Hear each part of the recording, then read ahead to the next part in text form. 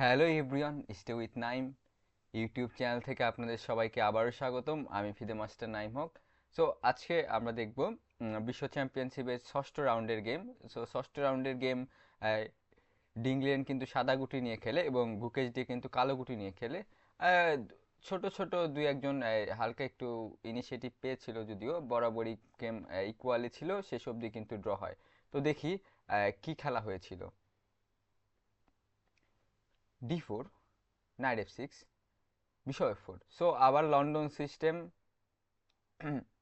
d5, e3, e6, knight f3, c5, so c3. So এটা কিন্তু খুবই লন্ডন সিস্টেমের খুবই মানে একটা মানে ভালোই খেলা হয় এই লাইনটা। প্রায় 2730টা গেম আছে এই লাইনের উপরে আপনার chess.com-এর যে ডাটাবেস আছে সেখানে। তো এবং খুব ভালো স্কোর আছে এখানে, মানে ইভেন ব্ল্যাকেরই স্কোরের সংখ্যা তুলনামূলক অনেক বেশি। বিশপ ডি6এরটাতে একটু মানে প্রায় 37% হচ্ছে হোয়াইটের স্কোর, 27% ড্র, 35% ব্ল্যাকের স্কোর। তো এটা মানে হোয়াইটের জন্য যে খুব ভালো ওপেনিং সেটা বলা যায় না, কারণ ব্ল্যাকের স্কোর কিন্তু খুব ভালো। যাই হোক, ডিংলিরেন তো সলিড প্লেয়ার এবং সে মানে ইভেন ধরে ধরে খেলা ট্রাই করেছিল সেই সময় অবধি আসলে, যে সে যদি ড্র সবগুলো করতে পারে সে সে টাই ব্রেকিং হয়তো বা সে বেটার, এবং অনেকে মনে করছিল সে বেটার হতে পারে। ওকে, বিশপ বি5 চেক। সো নাইট সি6, bishop takes, b takes, bishop takes, ডি6, কুইন টেক্স ডি6। সো আফটার এটার পরে হচ্ছে আপনার মানে কমপ্লিটলি ইকুয়াল পজিশন, এখানে খুব একটা অ্যাডভান্টেজ যে থাকে সেটা নাই, নাই বললেই চলে। ইভেন কোনো অ্যাডভান্টেজ নেই বলা যায়। আর এখানে মেবি ডিংল্যান্ড ড্রর জন্যই খেলেছিল হয়তো বা, যে ড্র নিয়ে হয়তো বা কিছু প্রেশার দিতে পারে, বাট ব্ল্যাকের ইটস মানে একদম ইজি পজিশন এখানে। সো কুইন এ5, ক্যাসলিং। তারপর খেলেছে কুইন এ3। সো কুইন এ3 আইডিয়া হচ্ছে এই পনটাকে পিন করা কুইনের সাথে, কারণ এখন কিন্তু পনটা পুশ করতে পারে না। আর সেই সাথে কিন্তু এই পনটা এখন ফ্রিতে টেক্স করার একটা পসিবিলিটি আছে। সো এখানে খেলেছে নাইট ই4। নাইটটা অ্যাক্টিভ স্কোয়ারে চলে এসেছে, সেই সাথে কিন্তু এই পনটাও গার্ড দিয়েছে, সেই সাথে কুইনও গার্ড দিয়েছে। সো এখন যদি চায় আপনার হোয়াইট, সে কিন্তু টেক করতে মানে ব্ল্যাক যদি চায় তাহলে কিন্তু ব্ল্যাক এখানে টেক করতে পারবে। So night ডি2। সো এই নাইটটা ডি2তে খেলেছে কারণ হচ্ছে এই নাইটটা যদি খেলা হয়তো বা খাবে না। আর সেই সাথে হচ্ছে আপনার এফ3টাও একটা পসিবল হতে পারে ফিউচারে, এরকম কিছু। F3 4। সো এই নাইটটা এখানে খেলেছে, সো ই5। তো ই5 খুবই ন্যাচারাল মুভ, কারণ যেহেতু আপনার অপোনেন্ট এখনো ক্যাস্টিং করেনি, কিং সেফ না অপোনেন্টের। তো আমি যদি সেন্টারে অ্যাটাক করি তাহলে কিন্তু অপোনেন্টের জন্য খুব মানে একটা বিব্রতকর পরিস্থিতি তৈরি হবে এবং অপোনেন্ট কিন্তু ঝামেলায় পড়ার খুব পসিবিলিটি বেশি থাকে। হ্যাঁ, তো টেক করেছে, টেক। তো টেক, তো টেকের উদ্দেশ্য হচ্ছে এখন যে পজিশনটা বোর্ডে এসেছে, হোয়াইট কিন্তু অলরেডি পন আপ। ওকে, বাট ব্ল্যাক কিন্তু কুইন টেক যদি সি5 করে তাহলে কিন্তু এটা অবশ্যই হোয়াইটের বেটার হয়ে যাবে, কারণ এখন পন আপ। ইভেন আমি মনে করি এখানে বিশপটা যদি স্ট্রং হয় তারপরে কিন্তু নাইটটাও কম স্ট্রং না। কারণ নাইটটা কিন্তু মানে আপনার ধরেন নাইট ডি2 আসতেছে, এটা তো ডেঞ্জারাস চাল, তারপরে নাইট বি3 আসতেছে। ইভেন নাইট যদি এখানে বসে ক্যাস্টিং করে পন আপ এফ3 দিলে এটা হোয়াইটের অবশ্যই বেটার থাকবে। তো এটা ক্যাস্টিং অবশ্যই টেক করা ভালো না। সো ব্ল্যাক আসলে ইনিশিয়েটিভের জন্য খেলেছে কুইন জি3। চমৎকার চাল। আফটার কুইন জি3 পর কিন্তু জি2 পন আন্ডার অ্যাটাক। তো এখন জি2 পন আন্ডার অ্যাটাক, হোয়াইট কিন্তু ক্যাস্টিং করতে পারে না। ওকে, হোয়াইট যদি ক্যাস্টিং করে তাহলে জাস্ট বিশপ এস3। তো অন লিভ আসলে জি3, দেন রুক চলে যাচ্ছে, তো এটা তো হোয়াইট করতেই পারে না এর জন্য। তো হোয়াইট আর কি করতে পারে? সো হোয়াইট এখানেও চমৎকার একটা আইডিয়া করেছে, সেটা হচ্ছে যে আমি পোন স্যাক্রিফাইস করব আর আমি কুইন সাইডে ক্যাস্টিং করব। ওকে, সো কুইন সাইডে ক্যাস্টিং করে অপোনেন্ট কিং সাইডে করবে, আর জি2 পনটা যদি খেয়েও ফেলে সেই পনটা কিন্তু আমার মানে এই ফাইলটা আমি ইউজ করার ট্রাই করব। নাইট ডি2 করেছে, গুকেশ আসলে টেক করে দিয়েছে। তো ওকে, আমি অ্যাকসেপ্ট করব তুমি যদি এই ফাইলটা আমি দিয়ে দেওয়ার জন্য, বাট এর পরিপ্রেক্ষিতে কিন্তু আমি পণ পাচ্ছি অনেকগুলো। তো 000। কুইন F2 এটাও খেয়ে দিয়েছে। তো তারপরে হচ্ছে ইটেক্স ডিটেক্স E5 করেছে। ডিটেক্স E5 এর আইডিয়া হচ্ছে আপনার এই যেহেতু কুইন C5-এ আছে, কুইন কিন্তু এই ডায়াগোনালে আছে, তো ডিটেক্স E5 করলে কিন্তু E3 পনটাও গার্ড হয়ে যায়। সো এটাই হচ্ছে আইডিয়া, এর জন্য পনটা টেক করেছে। তো রুক B8, রুকটা অ্যাক্টিভ স্কোয়ারে, সেই সাথে হোয়াইট চাইলে এটাও খেতে পারে, বাট এটা খাওয়া অবশ্যই ভালো হবে না, কারণ আফটার বিশপ E6-এর পর কিন্তু সব ফাইলগুলো ওপেন, এ এবং বি। তো খুব ভালো অ্যাটাকিং আইডিয়া আছে হোয়াইটের। তো এখানে খেলেছে হচ্ছে নাইট C4। তো নাইট C4 ভালো চাল, একসাথে হচ্ছে আপনার নাইট D6 থ্রেট এবং এই ফাইলটা ওপেন করা, সেই সাথে হচ্ছে নাইটটাই অ্যাক্টিভ স্কোয়ারে যাওয়া, E5 গার্ড দেওয়া, এবং এখন চাইলে কুইনটাও সরাতে পারে, E3 স্টিল কিন্তু গার্ড, সেই সাথে রুক D2 থ্রেট, রুকগুলো মানে কানেক্টেড করার মানে একটা ভালো একটা ওয়ে ক্রিয়েট হচ্ছে, সব একটা খুবই মানে একটা অ্যাগ্রেসিভ এবং খুবই মানে একটা ক্লাসিক্যাল মুভ বলা যায় এটা। So night C4।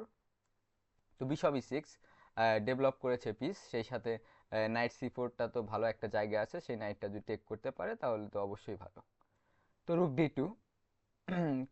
তো কুইন কই যাবে, কুইন F3 ভালো স্কোয়ার, কারণ এটা এখন still threat, bishop take C4, queen take C4 করলে কুইন টেক্স E3। তো রুকিয়ন E3 গার্ড দিয়েছে, কারণ এটা তো সরালে অতটা ভালো হয় না, কারণ A2-তে যেহেতু ধরা ছিল, নাইটটা মুভ করলে কিন্তু A2 খেয়ে দেয়, তো বিশপ দিয়ে টেক করে দিয়েছে, কুইন টেক, কুইন F5। ওকে, সো কুইন F5-এর পর কুইন টেক C6 করেছে, যেহেতু বোর্ডে খুব বেশি পিস নেই, তো এখানে যদি মানে পনগুলো খেয়ে ফেলি, অ্যাটাকের পসিবিলিটি খুব যে বেশি তা না, অবশ্যই আছে কিছুটা। তো এই পজিশনটা আসলে equal position, engine evaluation equal, আর প্র্যাকটিক্যালি তো চোখে দেখলেও ইকুয়ালই মনে হচ্ছে, বাট যেহেতু দুই দিকে ক্যাস্টিং করেছে ইউরোপ, এই টাইপের ইকুয়াল পজিশন কিন্তু মানে অনেকগুলো গেমের রেজাল্ট হয়ে যায়। কারণ যখন দুই দিকে অ্যাটাক করবে, কেউ যদি একটু ভুল করে সে কিন্তু হেরে যাওয়ার চান্স আছে, সো এটা খুব ভালো একটা পজিশন ছিল, দুইজনের যে কেউ জিততে পারতো। বাট দেখি কি সামনে খেলা হয়েছিল, আমরা সামনে আরো আগাই। তো queen take C5, queen D5। So queen A5 এর পর নেক্সট মুভ আইডিয়া ছিল রুক C8 করা, কারণ হচ্ছে আপনার রুক C8 যদি করে তাহলে কিন্তু C3-র উপর একটা প্রেশার আছে, লাইক দিস ধরেন H4 একটা, জাস্ট আমি একটা চাল দিয়ে দেখলাম। ওকে, এটা দিলে যে কুইন G3 আছে, ইভেন ধরুন রুক FC8ও দিল, দেন কুইন D6। তো এখানে মানে ভালো অ্যাটাকিং একটা পসিবিলিটি আছে, কুইন অবশ্যই খাবে না, কুইন H5 যেতে পারে, কুইন A5 যেতে পারে, সো এখানে ভালো একটা এইটা আইডিয়া, এখানে তো ইকুয়াল পজিশন, তো ছোট ছোট ইনিশিয়েটিভ পাইলে এটা অনেক মানে বেশি আসলে।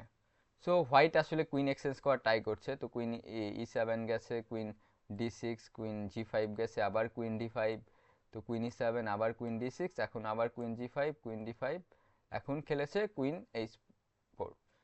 ওকে, তো ব্ল্যাক আসলে এখানে ড্র নিয়ে সন্তুষ্ট না সেটা বোঝা যাচ্ছে, ব্ল্যাক কিন্তু চাইলে এখানে ড্র নিতে পারতো, যে অলরেডি রিপিটেশন হয়ে গিয়েছিল দুইবারের মতো, ইভেন তিনবারই হয়েছে মনে হয়, আর কুইন E7 একটা দুইটা, ওকে দুইবার হয়েছে, তৃতীয়বার হলেই কিন্তু আসলে মানে ড্র হয়ে যেত, বাট ব্ল্যাক চাচ্ছে, যে ব্ল্যাক মনে করেছে এই পজিশনটা ব্ল্যাকের ভালো পসিবিলিটি আছে, তো এর জন্য আসলে খেলেছে।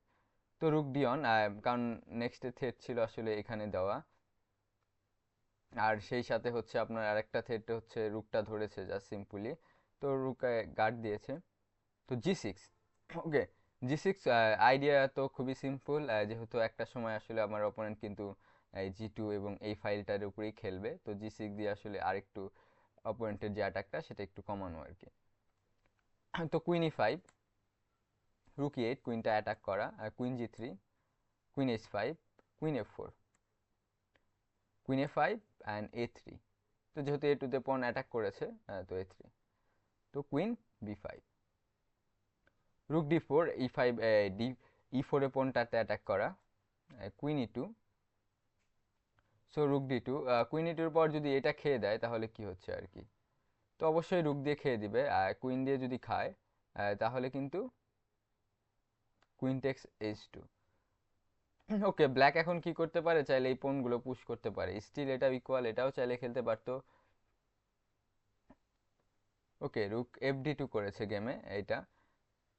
তো কুইন F3 করেছে, king C2, queen F4, E F4। তো এই এন্ড গেমটা যে এসেছে স্টিল ইকুয়াল, মানে বাট এটা কিন্তু ব্ল্যাকের হোয়াইটের দুইজনেরই পসিবিলিটি আছে, কারণ দুইজনের পণ কিন্তু 5 পণ দুইজনের দুই দিকে।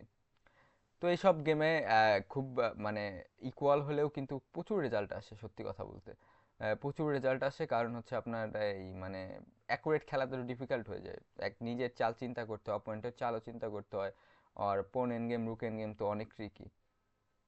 তো এই পর্যন্ত অনেক ভালো পসিবিলিটি ছিল। F5 করেছে, পনটাকে আরও ভালোভাবে গার্ড দিয়েছে।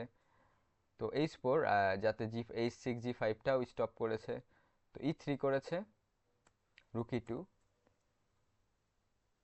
রুক E7। তো এখানে কিং D3 খেলেছে, বাট এখানে আমি জানি না, ডিংলেন কিন্তু এখানে মোটামুটি ভালো ইনিশিয়েটিভের জন্য খেলার পসিবিলিটি ছিল। এই পয়েন্টটা এখনো পুশ হচ্ছে না, তো B4 খেলতে পারতো ইজিলি। B4, লাইক ধরুন কিং G7, C4, যদি H6 করে দেন ইভেন C5ও করা যায়। তো এই স্টিল এটা ইকুয়াল, বাট একটা জিনিস হচ্ছে হিউম্যান বিং এর আপনারা চিন্তা করেন, তো 5 পণ আমার দিকে ধেয়ে আসছে, তো এটা নিয়ে কিন্তু টেনশন একটা কারণ হতে পারে। তো এটা হয়তো বা খেলতে পারতো, বাট এখানে আসলে এখানে এখানে আপনার জাস্ট কিং D3 করেছে, রুক FE8, H5 করেছে। তো H5 খুবই মানে কমন একটা আইডিয়া, এই টাইপের পজিশনে আসলে অনেকেই পন ব্রেক দেওয়ার চেষ্টা করে। আর এখানে বিষয়টা হচ্ছে যদি টেক করে, গেমে টেকই করেছে, সো টেক না করলে আমি জাস্ট টেক করে দিব হোয়াইট। আর টেক করার পর বিষয়টা হচ্ছে এখানে এই পনগুলোর সবগুলো একটু আইসোলেটেড পন, তো পন স্ট্রাকচারটা খারাপ। এই পনটা যদি একবার খেয়ে নিতে পারে লাইক রুক দিয়ে, তাহলে কিন্তু হোয়াইটের স্ট্রাকচারটা অনেক ভালো হয়ে যাবে। আর এই রুক D5 দিয়ে F5 অ্যাটাক করতে পারে। বাট এখানে এই যেটা হচ্ছে রুক D5ই করেছে, H4, রুক টেক্স F5, রুক D7। এখন কি খেলেছে, এখন এই পনটা বাঁচানো কিন্তু ডিফিকাল্ট যদি মানে ঠিকভাবে না খেলে।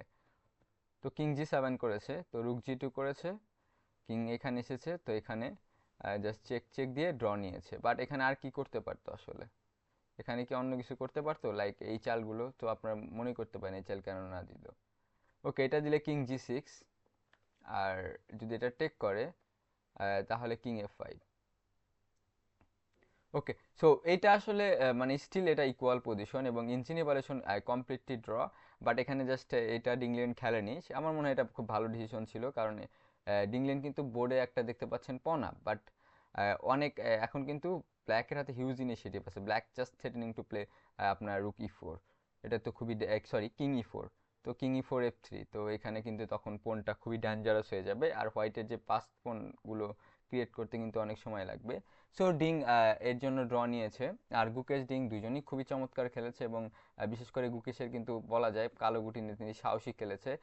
একটা পর্যায়ে কিন্তু সে চাইলেই ড্র নিতে পারতো। তো কালো গুটি নিয়ে সাধারণত এই লেভেলের ড্র নিয়েই বেশিরভাগ হ্যাপি থাকে, ইভেন কোনো অ্যাডভান্টেজ ছিল না। তো সেখান থেকে কিন্তু সে মানে ড্র রিপিটেশন অ্যাভয়েড করে সে কিন্তু ট্রাই করেছিল জেতার জন্য, শেষ অবধি কিন্তু গেমটা ড্র হয়।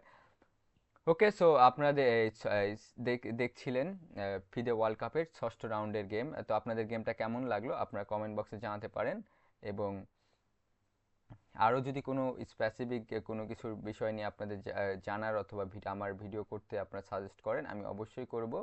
তো ওকে, বাই, আবার পরে দেখা হবে।